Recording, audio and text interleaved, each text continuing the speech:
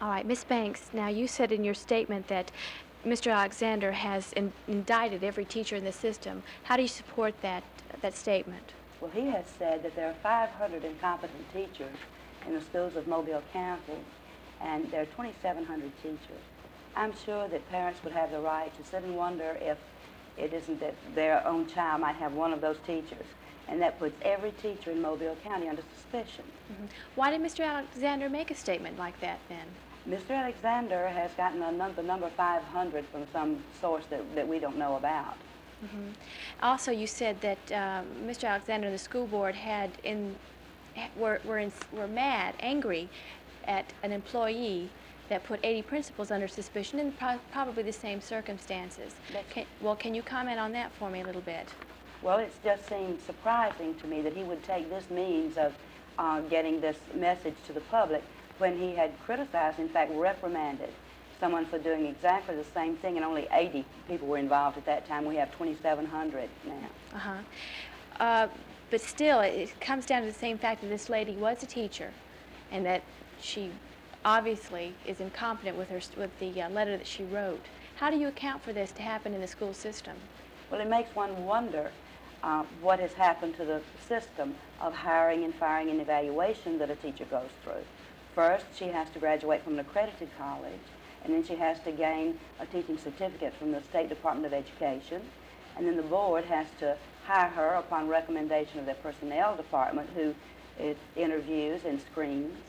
And then, of course, she goes through a stringent probationary period lasting 3 years, at which twice a year during that time she is evaluated by her supervisors and her local school principal.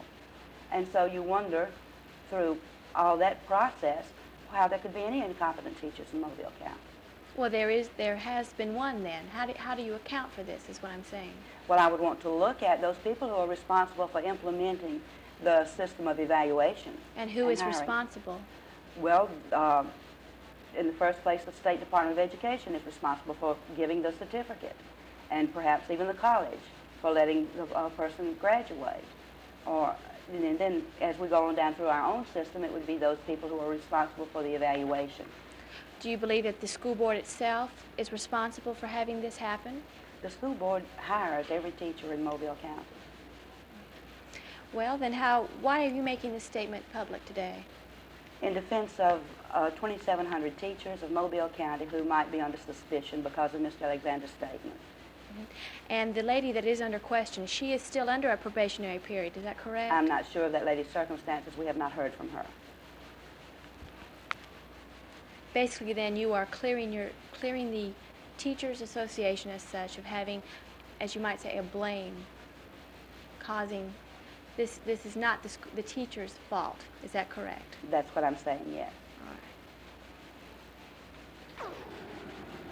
Have you talked to teachers, various teachers around here, and how do they feel about it? An extremely large organization. We're constantly getting feedback from them, and I didn't want to get off the track if he was taking. But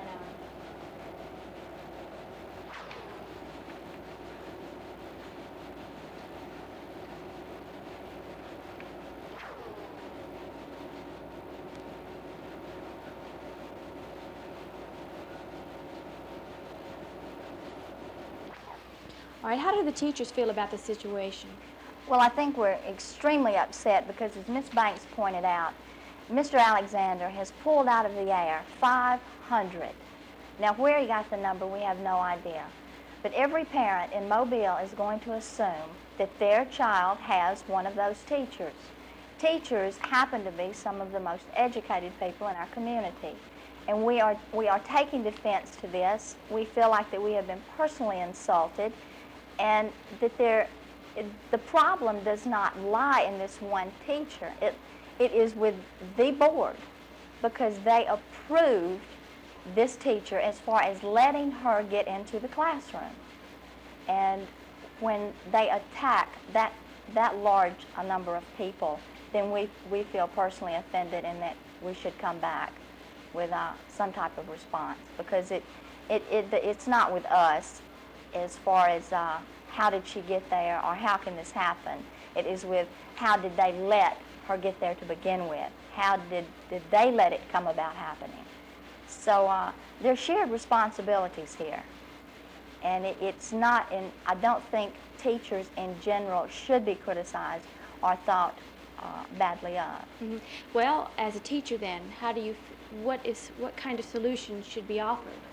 Well, we already have screening devices, but obviously they're not working. I really don't know. I felt like that I was given a good education. I feel like I am a very competent teacher. I enjoy working with my students. I have a good principal. But in terms of not letting this get into the system, then you're going to have to start at the top. You're going to have to put stricter requirements in terms of how can this person graduate from college if they can't even write? How can they pass a state board examination? How can they be approved by the board? How can they go through a three-year period of being on probation in the classroom, working in the classroom with the administrator supervising them, and yet they are cleared, they are given satisfactory marks? I don't understand that myself. So how you stop this, it would have to start at the top, and that is never let it happen and place strict requirements. Have people been giving teacher certificates to teach in this state to help because they're friends of someone? Could that happen? No. No? No, No, that could never happen, that I know of.